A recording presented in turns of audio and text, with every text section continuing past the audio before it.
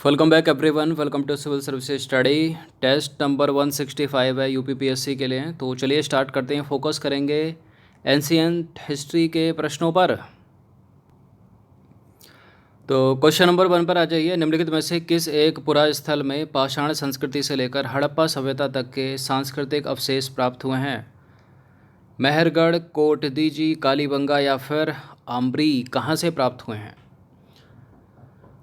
किस पुरास्थल से पाषाण संस्कृति से लेकर हड़प्पा सभ्यता तक के सांस्कृतिक अवशेष प्राप्त हुए हैं? इसका आंसर हो जाएगा ऑप्शन नंबर ए, मेहरगढ़। कहाँ पर है ये? पाकिस्तान, बलूचिस्तान में। तो देखिए, बलूचिस्तान पाकिस्तान में स्थित पुरास्थल मेहरगढ़ से पाषाण संस्कृति से लेकर हड़प्पा सभ्यता तक के सांस्कृतिक अवशेष प्राप्त हुए हैं। क्वेश्चन नंबर 2 पर आ जाइए। निम्नलिखित कथनों पर विचार करना है। 2 स्टेटमेंट है यहाँ पर, बताने के इनमें से कौन सा करेक्ट होगा। पहला स्टेटमेंट है, भीमबेटका का चट्टानी शरण स्थल भोपाल से 45 किलोमीटर पश्चिम में स्थित है और यूनेस्को ने भीमबेटका शैल चित्रों को विश्व विरासत सूची में सम्मिलित किया है। बिल्कुल ये करेक्ट है, दोनों के दोनों स्टेटमेंट। इसका आंसर क्या हो जाएगा? Option number C. तो देखिए, भीमबेटका का चट्टानी शरण स्थल भोपाल से 45 किलोमीटर दूर पश्चिम में स्थित है और यूनेस्को ने भीमबेटका शैल चित्रों को विश्व विरासत सूची में सम्मिलित किया है। इन गुफाओं में जीवन के विभिन्न रंगों को पेंटिंग के रूप में उकेरा गया है, जिनमें हाथी, सांभर, हिरण आदि के चित्र हैं। क्वेश्चन नंबर 3 पर आ जाइए। मोस्ट इंपॉर्टेंट है ये। गोपद ब्राह्मण संबंधित है यजुर्वेद से, ऋग्वेद से, अथर्ववेद से या फिर सामवेद से? गोपद ब्राह्मण का संबंध है अथर्ववेद से, जिससे जादू टोना संबंधित है। ऑप्शन नंबर सी है इसका आंसर। तो देखिए, ब्राह्मण ग्रंथ अनेक हैं। यहाँ ग्रंथ यज्ञों तथा उनके अनुष्ठान के विधि विधानों के संबंध में जानकारी देते हैं। ब्राह्मण ग्रंथों का संबंध वेदों से है। ऐत्रेय ब्राह्मण तथा कौशितकी ब्राह्मण का संबंध ऋग्वेद से है और षड्विश ब्राह्मण तथा जैमिनीय ब्राह्मण का संबंध सामवेद से है और शतपथ ब्राह्मण यजुर्वेद से, जबकि गोपद ब्राह्मण का संबंध अथर्ववेद से है। ये शतपथ ब्राह्मण यजुर्वेद से, ये यूपीपीसीएस में बहुत बार पूछा, लोअर में ही पूछा और अपर में ही पूछा 3-4 बार। क्वेश्चन नंबर 4 पर आ जाइए। उपनिषद काल के राजा अश्वपति शासक थे काशी के, केके के, पांचाल के या फिर विदेह के? उपनिषद काल के राजा अश्वपति शासक थे किसके? पांचाल के तो नहीं थे वो, विदेह के भी नहीं थे, किसके थे फिर? केके के। तो उपनिषदों में कुछ क्षत्रिय राजाओं के उल्लेख प्राप्त होते हैं जो विद्वान दार्शनिक थे और जिन्होंने ब्राह्मण को भी ज्ञान दिया था।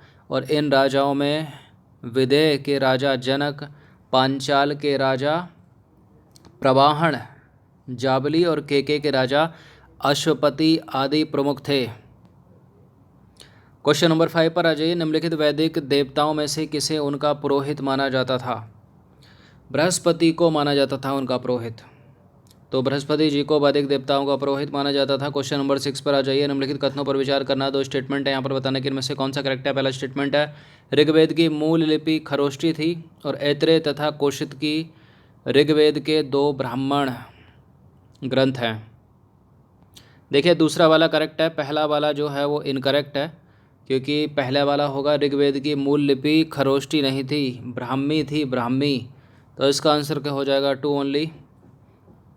तो ऋग्वेद की मूल लिपि ब्राह्मी थी और ऋग्वेद में कुल 10 मंडल हैं तथा 1028 सूक्त हैं। ऐत्रेय तथा कौशिक की ऋग्वेद के 2 ब्राह्मण ग्रंथ हैं।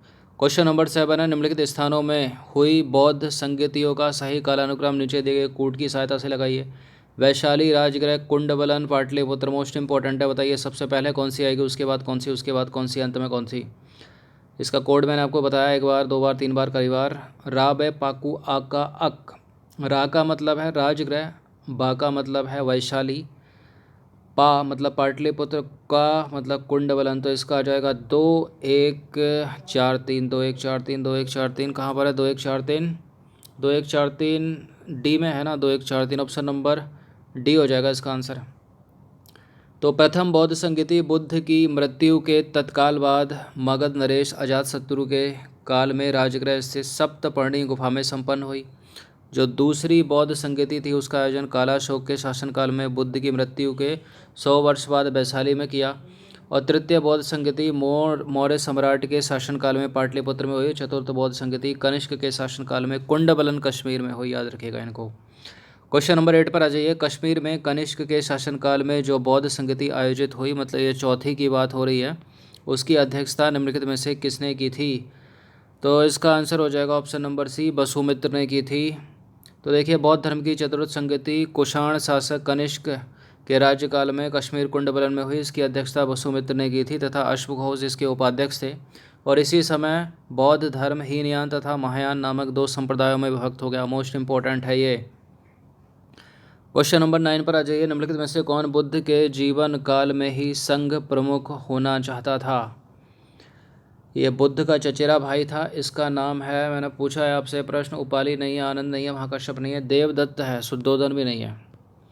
तो देखिए, देवदत्त बुद्ध का चचेरा भाई था। वह पहले उनका अनुयायी बना, फिर उनका विरोधी बन बैठा और वह बौद्ध संघ से जो है बुद्ध को हटाकर स्वयं को प्रधान बनाना चाहता था, किंतु उसको सफलता नहीं मिली। क्वेश्चन नंबर 10 पर आ जाइए। प्राचीन काल में बौद्ध मठों में पर्वन नामक समारोह आयोजित किया जाता था। क्या था ये? वर्षा ऋतु के दौरान मठों में प्रवास के समय भिक्षुओं द्वारा किए गए अपराधों की स्वीकारोक्ति का अवसर होता था ये पर्वन नामक समारोह। तो देखिए, वर्षा ऋतु के समय 4 महीने बौद्ध भिक्षु बौद्ध महाविहारों में निवास करते थे और इस समय धर्म प्रचार का कार्य जो है स्थगित रहता था। वर्षा ऋतु की समाप्ति पर जब उन्हें धर्म प्रचार कार्य प्रारंभ करना होता था तो बौद्ध भिक्षु पर्वन नामक समारोह का आयोजन करते थे, जिसमें पीछे किए गए कार्यों का जो भी उन्होंने कार्य कृत्य किए उन पर विचार करते थे और आगे की कार्य योजना बनाते थे वो। इसके अतिरिक्त भिक्षु इस समारोह में अपने द्वारा किए गए अपराधों को स्वीकार करते थे। पर्वन नामक त्यौहार। क्वेश्चन नंबर 11 पर आ जाइए। सर एडविन अर्नोल्ड की पुस्तक का नाम है द लाइट ऑफ एशिया। आधारित है किस पर?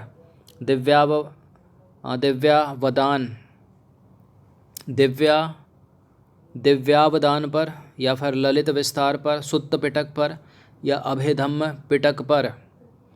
किस पर है द लाइट ऑफ एशिया पुस्तक के लेखक हैं सर एडविन अर्नोल्ड। अभिधम्म पिटक पर तो है नहीं है, सुत्त पिटक पर भी नहीं है, फिर किस पर है? ललित विस्तार पर।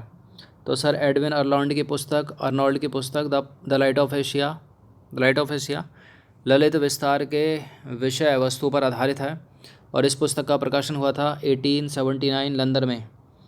क्वेश्चन नंबर 12 पर आ जाइए। बौद्ध धर्म के महायान और हीनयान संप्रदायों में सर्वाधिक मौलिक अंतर निम्नलिखित में से कौन सा है? इन चारों में से?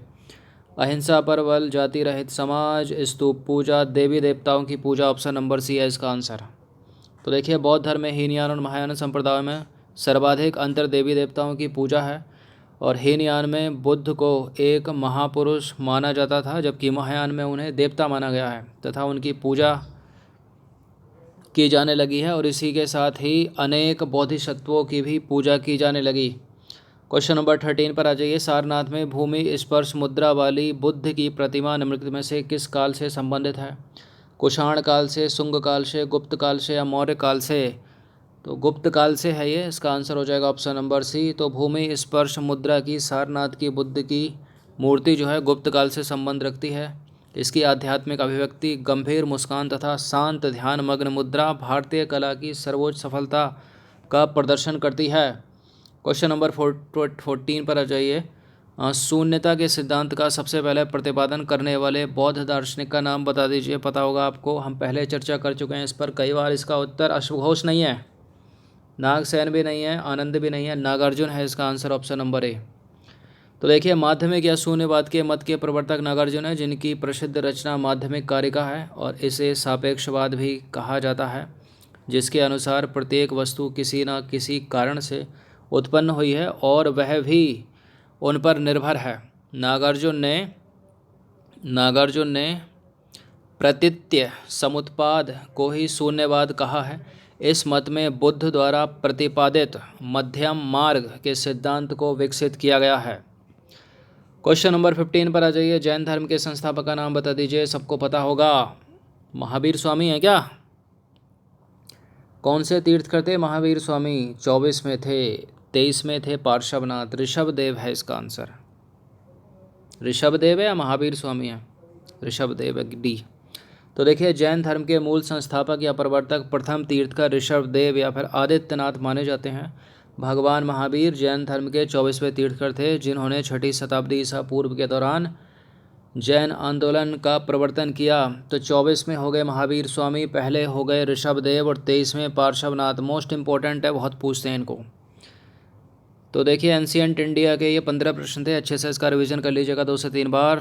धन्यवाद। एक लाइक कीजिएगा अगर ये टेस्ट पसंद आता है तो।